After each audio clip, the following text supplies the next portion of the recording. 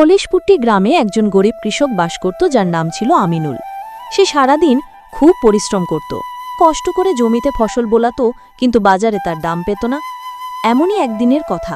হাহ, আর কতদিন এভাবে চলবো? জমিতে ফসল ফলাই, কিন্তু বাজারে দাম পাই না। ঘরে বউ বাচ্চার মুখের দিকে তাকালে বুকটা ফেটে যায়। এত ভেবেই বা কি হবে? যাই, ক্ষেত থেকে ঘুরে আসি। ঠিক তখনই আমিনুল কৃষকের ক্ষেতের পাশ দিয়ে যাচ্ছিল জমিদারের ছেলে। পরিশ্রম করি সারাদিন, তবু সংসার চলে না।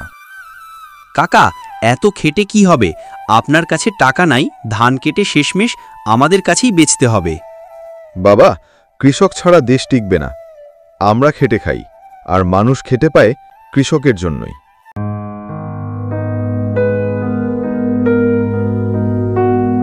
অনেক তো কাজ করলাম, এখন বাড়ি গিয়ে দেখি ওদিকের কি অবস্থা।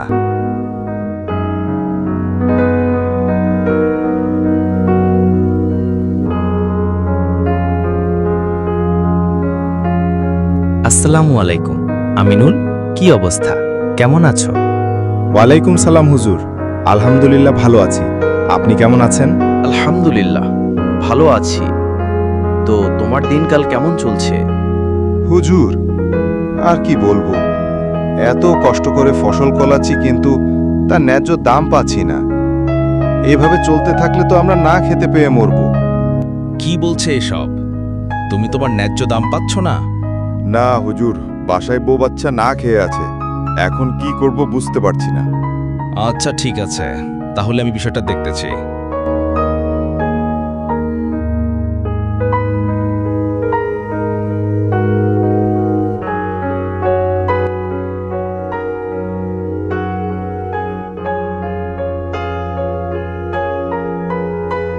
আব্বা, আজ আমরা কি খাবো? বাবা, আজ কষ্ট হলেও আগামীকাল ফসল বেচে ভাত আনবো। তুমি দোয়া করো। তার মানে আজকে আমরা খেতে পাবো না?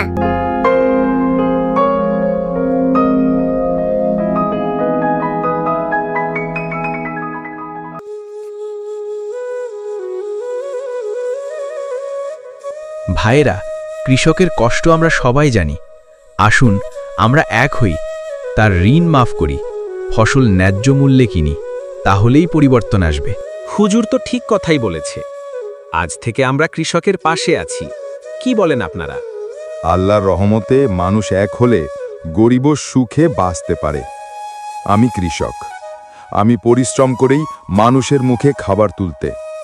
আপনারা যদি আমাদের পাশে থাকেন, দেশ কখনো ক্ষুধার্ত হবে না। মনে রাখবেন, কৃষক বাঁচলে দেশ বাঁচবে। এই কৃষকের হাতের ঘামে আমরা পাই ভাত, ডাল আর ফসল। তাদের কষ্ট আমাদের কষ্ট, তাদের হাসি আমাদের হাসি।